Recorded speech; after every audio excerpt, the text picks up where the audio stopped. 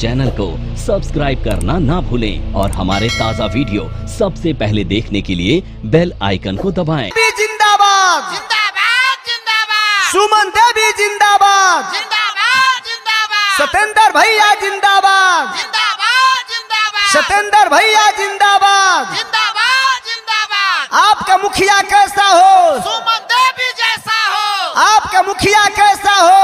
सुमन देवी जैसा हो। सुमन देवी आई हैं, नई रोशनी लाई है। सुमन देवी आई हैं। नई रोशनी लाई है। जात पर न पात पर, वोट दे विकास पर। जात पर न पात पर वोट दे विकास पर। अभी तो अंगड़ाई है, आगे और लड़ाई है। अभी तो अंगड़ाई है। आगे और लड़ाई है। सबसे पहले देवहलिया पंचायत के तमाम देवता रूपी मतदातागण और देवी रूपी मां बहनें, आप सबको सुमन जी के ओर से कोट कोट नमन और बहुत बहुत प्रणाम नमस्कार बा। आप लोगन से सुमन जी बहुत आस्था विश्वास रखले बाड़ी कि जैसे रहुआ सब लोगन के अपन बहुमूल्य वोट दे के मुखिया बनाई लन जा, वैसे हमके भी मुखिया आप लोग अपन बहुमूल्य वोट दे के बनाई जा। हाँ, आप लोगन के हर विश्वास पर हम खरा उतरब, कंधा से कंधा मिला के चले के काम करब और पंचायत के ढेर सारा विकास करब। यह सुमन जी के वादा बा तमाम पंचायत के मतदाता गण लोगन से। धन्यवाद।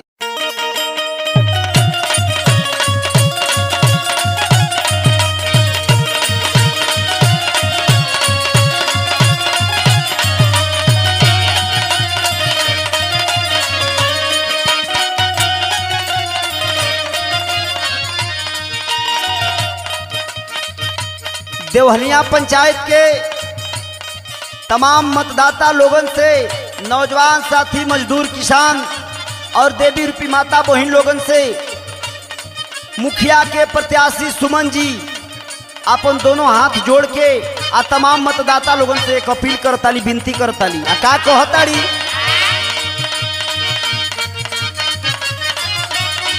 सुनी सुनी सभे मतदाता, देवी रूपी बहिन औरी माता।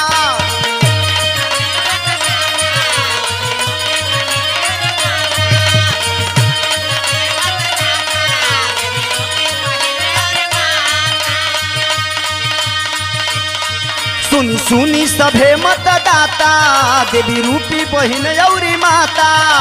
सुमन देवी मुखिया प्रत्याशी बाड़ी सबसे सच्चा।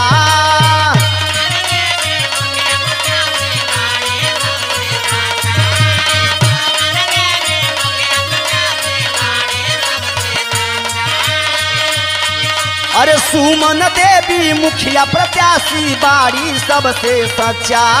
जिता दी अब की, जिता दी अब की भैया बाबू चाचा। जिता दी अब की भैया बाबू चाचा।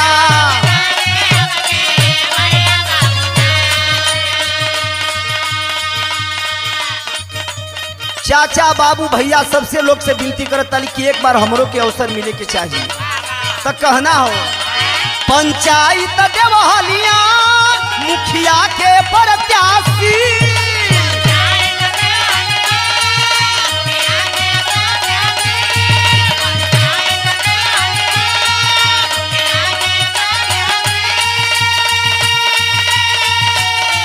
पंचायत देवहलिया मुखिया के प्रत्याशी। अरे सुमन देवी जी बड़ी हई विश्वासी।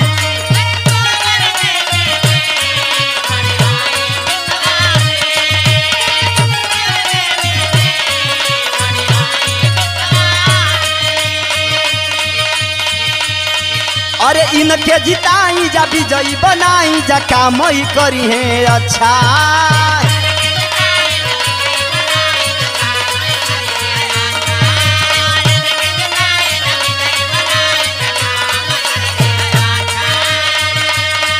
अरे इनके जिताई जा, मुखिया बनाई जा, कामई करी है अच्छा। जिता दी अब की, जिता दी अब की भैया बाबू चाचा। जिता दी अब की भैया बाबू चाचा।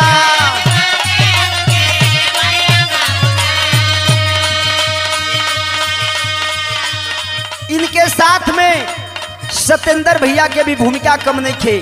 सत्येंद्र भैया भी पंचायत के अंदर दुख में, दर्द में, कोई के आपत्ति में, विपत्ति में सबसे पहले शामिल होना, तो इनकर भी भूमिका बहुत ज्यादा बा। ऐसे कहना हो सत्येंद्र भैया हो करे सेवकैया हो,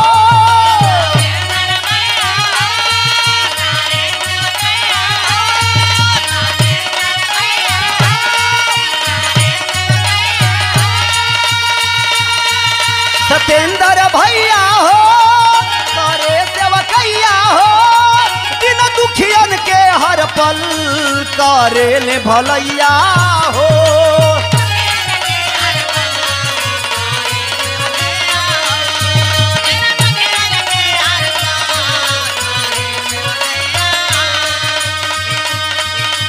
दुख सुख बाटे सब ही के बाटे, वादा के ना हुए कच्चा।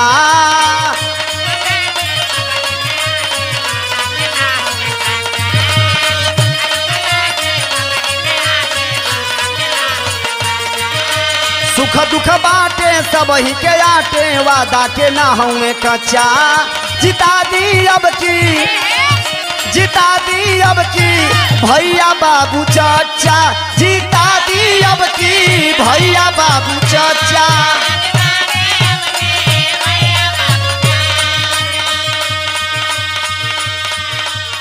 आखिरी लाइन में भाई सत्येंद्र जी देवलिया पंचायत के तमाम नौजवान साथी, बुजुर्ग, माता, बहन और पिता तुल्य गार्जियन लोगन से एक विनती करत हूँ, कहत हूँ। का कहत हूँ?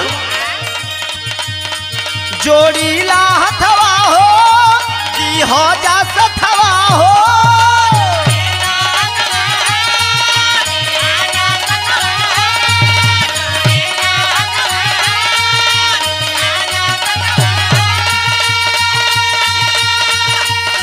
जोड़ी ला हथवा हो कि हो जा सथवा हो, सब ही के चरनिया में झुकाइल मथवा हो।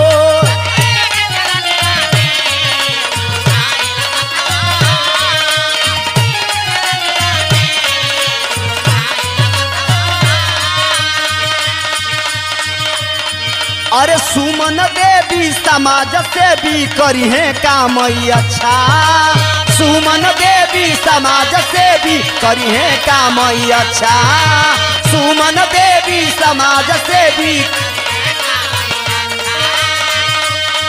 अरे सुमन देवी समाज से भी करी है काम अच्छा।